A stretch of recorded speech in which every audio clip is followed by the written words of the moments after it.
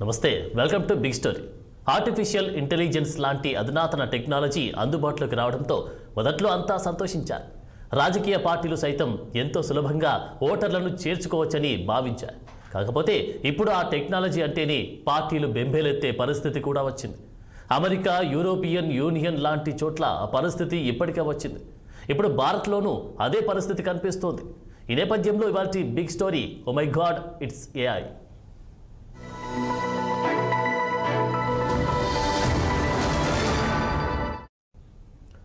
మీకు వచ్చిన వీడియోలో ప్రధాని మోదీ మాట్లాడుతూ కాంగ్రెస్కే ఓటేయాలని కోరితే, లేదంటే రాహుల్ గాంధీ మాట్లాడుతూ కాంగ్రెస్ పార్టీని నమ్మొద్దని కోరితే మీ రియాక్షన్ ఎలా ఉంటుంది? నిజ జీవితంలో ఇలాంటివి సాధ్యం కాదు. కాకపోతే ఆర్టిఫిషియల్ ఇంటెలిజెన్స్ అంటే ఏఐతో మాత్రమే ఇలాంటి వీడియోలు చేయడం సహజం. ఇప్పటికే నారాయణమూర్తి, సచిన్ టెండూల్కర్ లాంటి వారిని వాణిజ్య ప్రయోజనాల కోసం ఉపయోగించుకుంటూ డీప్ ఫేక్ వీడియోలు వచ్చాయి. అంత పెద్ద ప్రముఖులు ఇలాంటి తప్పుడు సలహాలు ఇవ్వడమేంటని మొదట్లో అంతా ఆశ్చర్యపోయారు. ఆ తర్వాత అదంతా ఏఐ మహిమ అని తెలిసింది.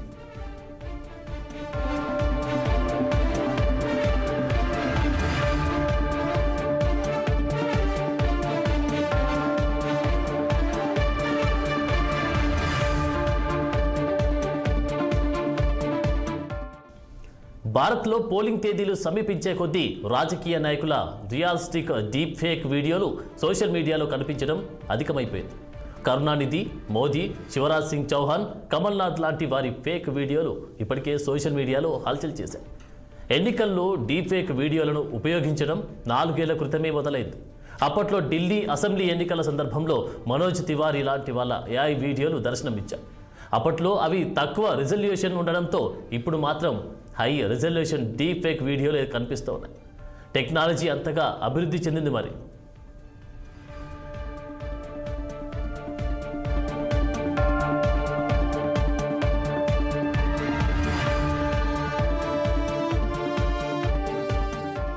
ఇటీవల పాకిస్తాన్లో, బంగ్లాదేశ్లో జరిగిన ఎన్నికల్లోనూ డీప్ ఫేక్ వీడియోలు దర్శనమిచ్చాయి.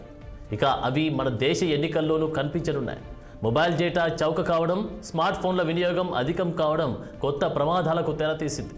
ఎన్నికల సందర్భంగా భారతదేశంలో డీప్ ఫేక్ వీడియోల వినియోగం మరింత అధికమయ్యే అవకాశం ఉంది. వాట్సాప్తో పాటు వివిధ సోషల్ మీడియా వేదికలపై ఆర్టిఫిషియల్ ఇంటెలిజెన్స్ను దుర్వినియోగం చేసే ముప్పు అధికమైపోతుంది. వీడియోల రూపకల్పనలో ఏఐ వినియోగం గత ఎన్నికల నాటికి అందుబాటులోకి వచ్చింది. కాకపోతే అప్పట్లో దాని వ్యయం అధికం కావడం, అది ఇంకా ప్రారంభ దశలోనే ఉండడంతో రాజకీయ పార్టీలు దానిపై పెద్దగా శ్రద్ధ పెట్టలేదు. ఇప్పుడు ఏఐ మరింత చౌక కావడం, నాణ్యత మరింత పెరగడం లాంటి వాటితో ఆయా పార్టీలు ఇప్పుడు దీనిపై దృష్టి సారించాయి.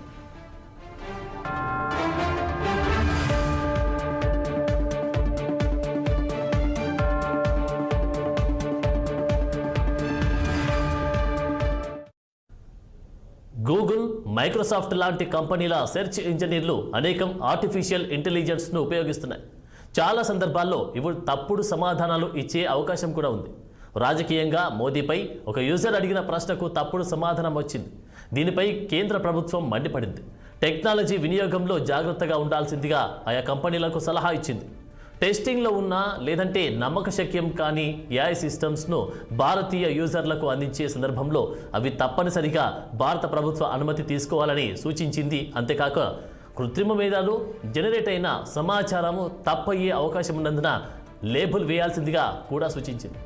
భారతీయ చట్టాల మీద ఇల్లీగల్ అయ్యే విధంగా లేదంటే ఎలక్టోరల్ ప్రక్రియ సమగ్రతకు ముప్పు వాటిల్లే విధంగా ఏఐతో సమాధానాలు జనరేట్ కాకుండా చూసుకోవాలంటూ సలహా ఇచ్చింది. అదే సమయంలో ఈ సూచన స్టార్టప్లకు వర్తించదంటూ వాటిని మినహాయించింది.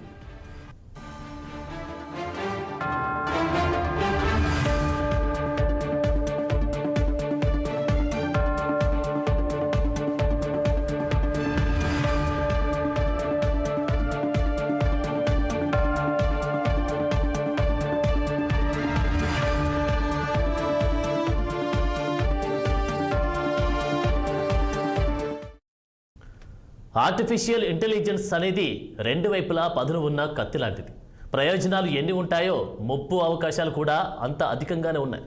అయినా కూడా ఏఐని ఉపయోగించుకునేందుకు పలు పార్టీలు ముందుకు వస్తున్నాయి. ఉదాహరణకు పర్సనలైజ్డ్ ఇంటరాక్టివ్ ఫోన్ కాల్స్ లాంటివి ఆసక్తిదాయకంగా ఉంటాయి. కానీ ప్రముఖ నేతలు ఓటర్లకు నేరుగా ఫోన్ చేసినట్లుగా ఈ ఫోన్ కాల్స్ ఉంటాయి. రాజస్థాన్లో కాంగ్రెస్ పార్టీ, ఢిల్లీలో ఆమ్ ఆద్మీ పార్టీ వీటిని ఇప్పటికే ఉపయోగించాయి. ఆయా పార్టీలకు ఏఐ పనులు చేసేందుకు అనేక కంపెనీలు కూడా రంగంలోకి దిగాయి. ఫేక్ వీడియోలను చేసేందుకు సాధారణంగా కమర్షియల్ తిరస్కరిస్తూ ఉంటాయి. దీంతో ఫేక్ వీడియోలను పార్టీ అభిమానులు లేదంటే పార్టీ సోషల్ మీడియా విభాగాలు రూపొందిస్తూ ఉంటాయి.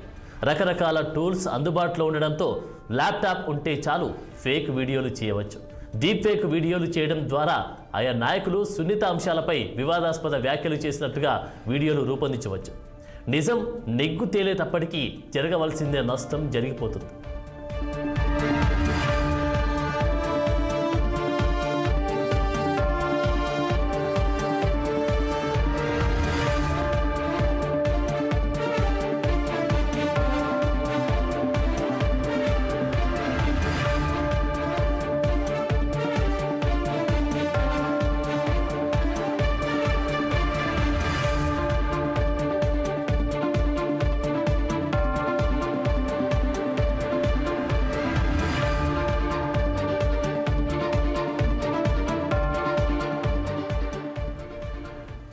ఆర్టిఫిషియల్ ఇంటెలిజెన్స్ను నాయకులు ఉపయోగించుకోవడం క్రమంగా అధికమవుతుంది. ఇటీవలనే ప్రధాని మోదీ కూడా దీన్ని ఉపయోగించారు. వారణాసిలో ఆయన తమిళులు అధికంగా ఉన్న ఓ సభలో ప్రసంగించారు. ఆయన హిందీలో మాట్లాడుతూ ఉంటే ఆయన వాయిస్లో తమిళంలోకి అది డబ్ అయింది. ఈ నేపథ్యంలో బహిరంగ సభల్లో ఇక అనువాదకుల సహాయం లేకుండానే ప్రముఖ జాతీయ నాయకులు మాట్లాడగలుగుతున్నారు. ప్రధాని మోదీ ప్రసంగాలు ఇప్పుడు బంగ్లా, కన్నడ, తమిళం, తెలుగు, పంజాబీ, మరాఠీ, ఒడియా, మలయాళం లాంటి భాషల్లో అందుబాటులో ఉన్నాయి. దీంతో ఇతర భాషలకు చెందిన నాయకులకు భాషాపరమైన అడ్డంకులు తొలగిపోతున్నట్టు.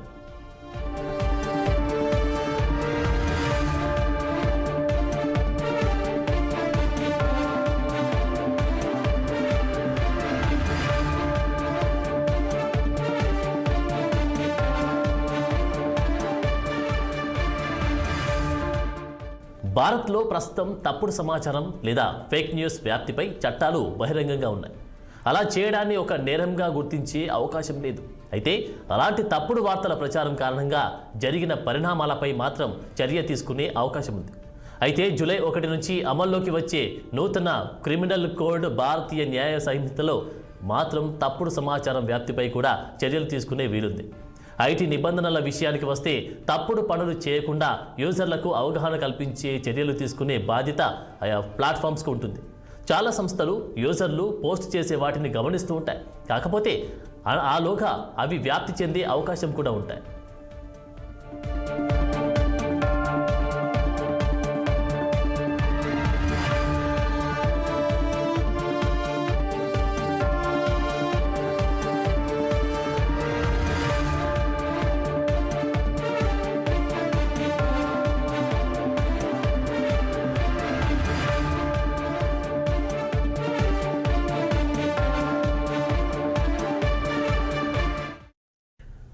ఆర్టిఫిషియల్ ఇంటెలిజెన్స్ అంటేనే రాజకీయ నాయకులు భయపడే పరిస్థితి కూడా వచ్చింది.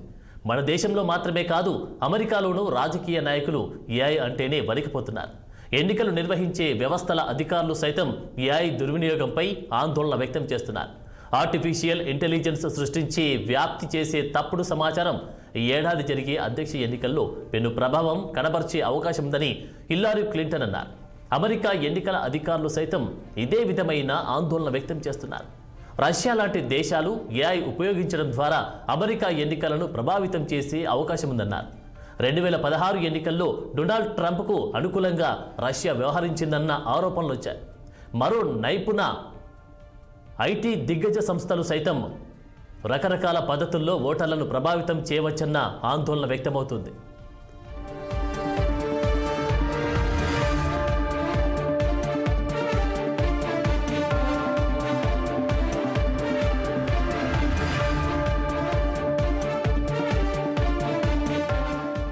అమెరికా విషయానికి వస్తే ఇటీవల జరిగిన ప్రైమరీ ఎన్నికల సందర్భంగా కొంతమంది ఓటర్లకు అమెరికా అధ్యక్షుడు జో బైడెన్ నుంచి ఫోన్ కాల్స్ వచ్చాయి.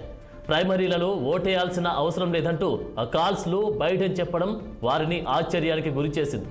మీరు ఇప్పుడు నాకు ఓటు వేస్తే అది రిపబ్లికన్ పార్టీలో ట్రంప్కు మేలు చేస్తుంది. అందుకే నేరుగా ఎన్నికల సమయంలో నాకు ఓటు వేస్తే చాలు అని బైడెన్ చెప్పడం విస్మయం కలిగించింది. తీరా విచారిస్తే అవన్నీ ఆర్టిఫిషియల్ ఇంటెలిజెన్స్ ఫేక్ కాల్స్ అని తేలింది. బైడెన్ సొంత పార్టీలోనే అతని ప్రత్యర్థి ఈ విధమైన ఏఐ ప్రచారం చేసినట్టు తేలింది. ఏఐ ముప్పు గురించి అందరి దృష్టిని మళ్లించే వరకు తానలా చేసినట్లు ఆ ప్రత్యర్థి వెల్లడించారు.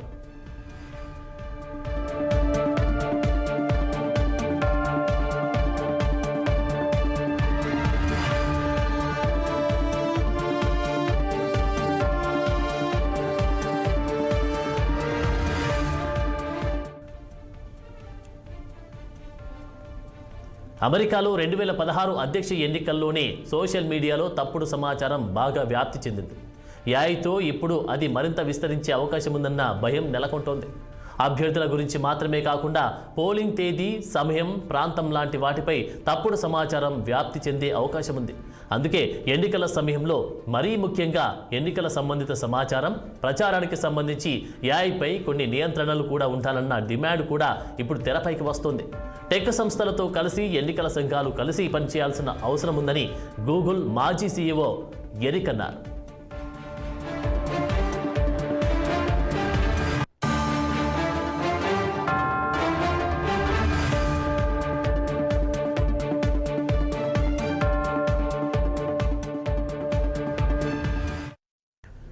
ఈ సంవత్సరం భారత్, అమెరికా, దక్షిణాఫ్రికాతో సహా పలు యూరప్ దేశాల్లో యూరోపియన్ యూనియన్కు ఎన్నికలు జరుగుతున్నాయి.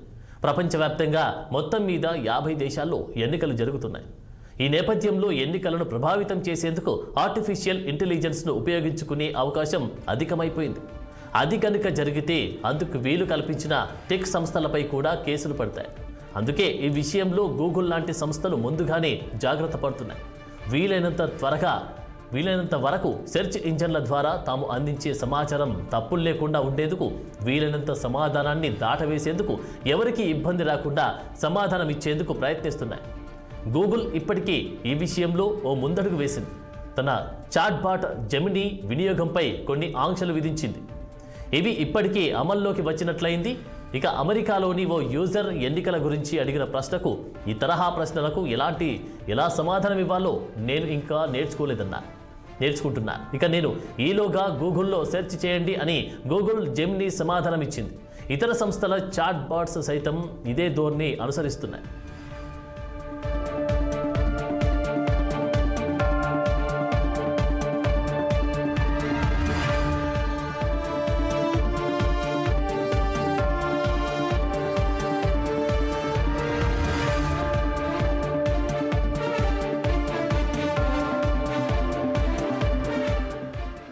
ఎన్నికల నేపథ్యంలో ఆర్టిఫిషియల్ ఇంటెలిజెన్స్పై దుర్వినియోగంపై యూరోపియన్ కూడా ఆందోళన చెందుతోంది. ఏఐ డీప్ ఫేక్స్కు ఉక్కుపాదంతో అణిచివేయాల్సిందిగా ఫేస్బుక్, టిక్టాక్, ఇతర సోషల్ మీడియాల సంస్థలను కోరింది. యూరోపియన్ యూనియన్ ఎన్నికలు జూన్లో జరగనున్నాయి. ఈ నేపథ్యంలో ఎన్నికల సమయంలో సంబంధిత అంశాలపై సోషల్ మీడియాలోని పెద్ద సంస్థలు ఎలా వ్యవహరించాలన్న విషయంలో మార్గదర్శకాలను కూడా యూరోపియన్ యూనియన్ కమిషన్ జారీ చేసింది. ఈ నేపథ్యంలో ఈ ఎన్నికల్లో రష్యా జోక్యం చేసుకోవచ్చన్న ఆందోళన కూడా వ్యక్తమవుతుంది. ఏఐతో జనరేట్ అయ్యే కంటెంట్కు లేబుల్ వేయాలన్న సూచనలు కూడా వస్తూ ఉన్నాయి.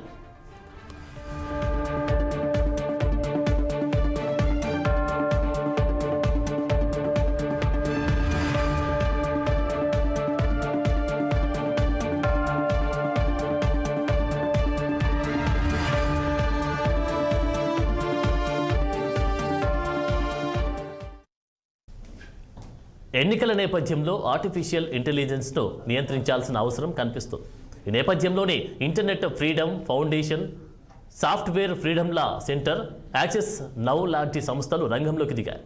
జనరేటివ్ ఏఐ మానిపులేటెడ్ మీడియా ద్వారా జరిగే అరాచకాన్ని కట్టడి చేసేందుకు కఠిన చర్యలు తీసుకోవాల్సిందిగా ఎలక్షన్ కమిషన్ను కోరారు. ప్రస్తుతం ఉన్న నిబంధనల ప్రకారం తప్పుడు సమాచారంపై ఫిర్యాదు వచ్చిన 24 గంటల్లోగా సంబంధిత సోషల్ మీడియా సంస్థలు తగు చర్యలు తీసుకోవాల్సి ఉంది. ఈ నేపథ్యంలో వివిధ సంస్థలు ప్రత్యేక ఏర్పాట్లు కూడా చేసుకుంటున్నాయి. తన టెక్నాలజీని తప్పుడు సమాచారం వ్యాప్తి చేసేందుకు, ఎన్నికల ప్రక్రియలో జోక్యం చేసుకునేందుకు ఉపయోగించడాన్ని నిరోధించేందుకు చర్యలు తీసుకున్నట్టు చాట్ జీటీపీ రూపకర్త అయిన ఓపెన్ ఏఐ ఇప్పటికే ప్రకటించింది. మొత్తం మీద ప్రస్తుత పరిస్థితి చూస్తుంటే అభ్యర్థులు ఎన్నికల బరిలో క్షేత్రస్థాయిలో కంటే ఎక్కువ సోషల్ మీడియాపై దృష్టి పెట్టాల్సిన పరిస్థితి వచ్చినట్టుగా అనిపిస్తోంది. ఆధునిక టెక్నాలజీలు ప్రజాస్వామ్యాన్ని అపహాస్యం చేయకుండా తగు చర్యలు తీసుకోవాలి.